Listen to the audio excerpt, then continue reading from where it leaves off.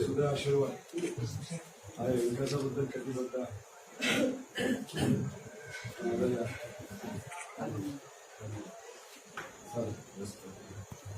कार्यकर्त्यांना विकासाच्या बाबतीत फक्त भांडण विकासाच्या बाबतीत एकच एवढंच मला शिंदे साहेब म्हणतील तसं बरोबर म्हणून भेटा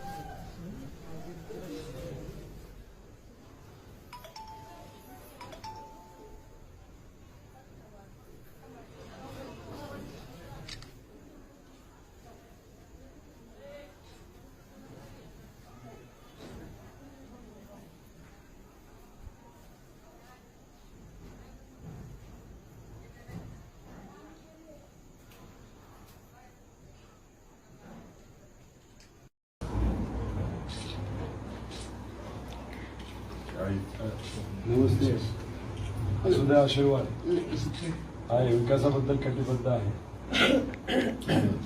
आपण आजारी आहात धन्यवाद चला फक्त कार्यकर्त्यांना विकासाच्या बाबतीत फक्त भांडण नको विकासाच्या बाबतीत एकच एवढंच मला शिंदे साहेब म्हणतील तसं आहेत ना बरोबर म्हणून भेटायला साहेबांनी फेटा घालूनच दाखवून दिलं की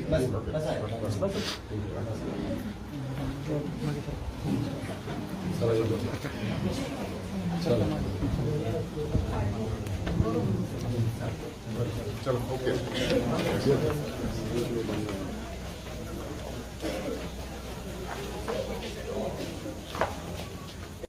मित्रांनो 2019ची निवडणूक राम शिंदे विरुद्ध रोहित पवार। राम शिंदे हे कॅबिनेट मंत्रीपदावर होते आणि यावेळेस त्यांच्या समोर उभे ठाकले ते रोहित पवार। मित्रांनो ही लढत आता सोपी राहिलेली नव्हती कारण पवार घराण्यातला उमेदवार त्यांच्या समोर होता। हे सर्व घडत असताना बघता बघता निवडणुकीच्या निकालाचा दिवस आला आणि तब्बल 43,000 मतांनी राम शिंदे यांचा पराभव झाला। मात्र पराभव झाल्यानंतर रोहित पवार राम शिंदे यांच्या घरी आले। राम शिंदे यांच्या घरी आल्यानंतर राम शिंदे यांनी त्यांचा फेटा बांधून सत्कार केला होता। मात्र यावेळेस 2024 साली पुन्हा निवडणूक झाली। मात्र यावेळेस रोहित पवार फेटा बांधण्यासाठी का आले नाही, खरं तर हा प्रश्न अनेकांच्या मनात उभा राहिला।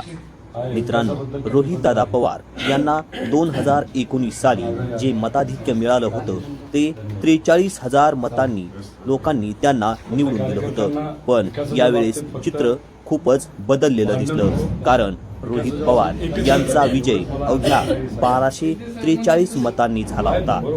हे चित्र जरी बघायला सोपं वाटत असलं तरी मित्रांनो हा रोहित पवार यांचा निसटता विजय होता कारण 600च्या आसपास जर मतदान शिंदे साहेब यांच्या बाजूने फिरलं असतं तर रोहित पवार यांचा पराभव झाला असता। कदाचित यामुळेच रोहित पवार यांनी फेटा बांधण्यासाठी राम शिंदे यांच्या घरी जाणं टाळणं असावं।